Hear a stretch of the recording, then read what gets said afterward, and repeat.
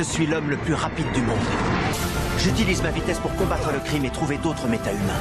Je m'appelle Flash. Bonjour à tous, si vous croyez tout savoir sur la série The Flash, eh bien détrompez-vous, en voici la preuve une seconde fois.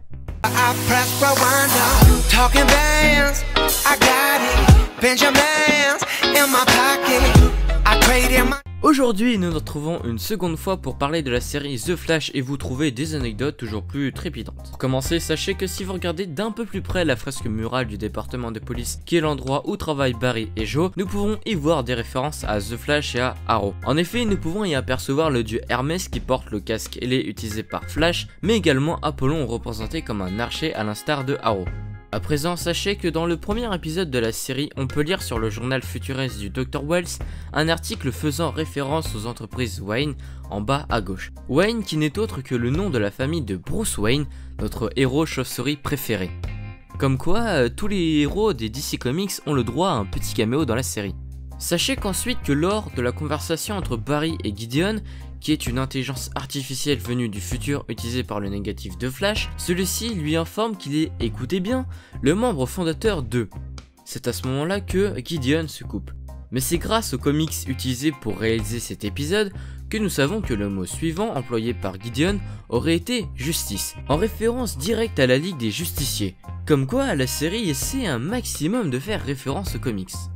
À présent, alors que Barry retourne à son labo après avoir travaillé sur le meurtre de sa mère, une émission de télé révèle qu'il y a eu une catastrophe avec l'accélérateur de particules de Starlab. Cette histoire est racontée par une journaliste nommée Linda Park, qui est également connue pour être la compagne de Barry pendant une partie de la saison 1. Une coïncidence? Je ne pense pas.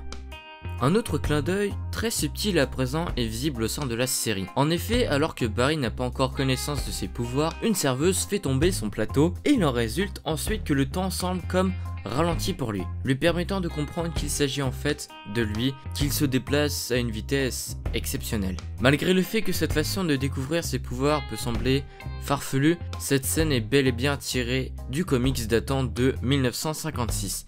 Et oui, même après toutes ces années, les réalisateurs ont tenu à représenter des scènes du comics. Pour finir maintenant, et oui c'est bientôt fini, moi aussi j'en suis triste, mais sachez que dans le deuxième épisode de la série, nous pouvons voir la carte d'une ville qui est représentée. Eh bien il s'agit en fait de la carte de Portland, Oregon qui y figure mais avec des noms différents. Comme quoi l'univers s'inspire tout de même de notre monde d'aujourd'hui. Et bien voilà, les 6 anecdotes sur la série The Flash deuxième partie est maintenant terminée. J'espère que la vidéo vous aura appris quelque chose que vous pouvez bien sûr ressortir à vos amis en revoyant la série, histoire de vous faire passer pour un grand connaisseur. Sur ce, je vous dis à la semaine prochaine pour de nouvelles anecdotes. Allez, ciao ciao!